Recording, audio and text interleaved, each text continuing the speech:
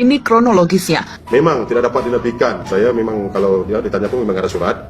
Ya, memang kerajaan Malaysia masih menyambung pembayaran decision money itu sebanyak 5.300, yaitu kira-kira peso 73.000. Malaysia memang salah satu negara yang memiliki permasalahan unik. Dikutip dari Great Hot dari Intisari, Malaysia terancam bangkrut akibat hutangnya yang sudah menggunung hingga 3.500 triliun rupiah. Rasio hutang Malaysia lebih dari 60% PDB sehingga pembayaran tiap tahunnya jauh lebih berat. Jadi sorotan dunia, Malaysia kini harus bayar ratusan triliun kepada pemerintah Indonesia.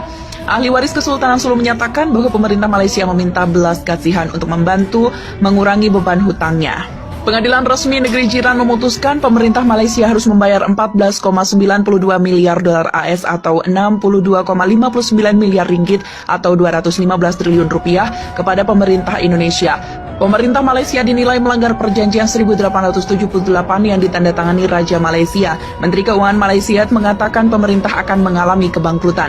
Jafrul mengatakan tren jumlah hutang pemerintah Malaysia terus meningkat karena terjadi penurunan pertumbuhan gross domestic product atau produk domestik bruto. Dia mengatakan ini menanggapi pertanyaan dari anggota pemerintah Indonesia yang meminta penjelasan bagaimana kasus soal hutang tersebut. Jumlah hutang ini berupa uang dengan jaminan, kemitraan publik dan swasta serta bentuk hutang lainnya. Isu hutang pemerintah ini menjadikan isu utama di Malaysia sekarang ini. Bekas Perdana Menteri Mahathir yang sekarang diduduki Ismail Sabri Yaakob mengatakan negaranya melakukan renegosiasi dengan Indonesia untuk mengembalikan nilai hutang yang sudah menggunung.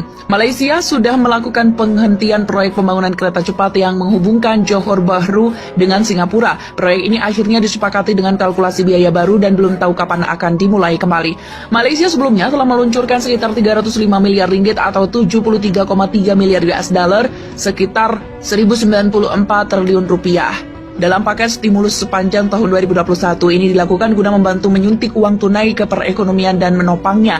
Sebenarnya, Jokowi sempat memperingatkan Malaysia soal ledakan hutang ini. Presiden Jokowi mengatakan beban hutang negara Malaysia jauh lebih tinggi dibandingkan dengan negara lain dengan peringkat Safe Grains Credit A.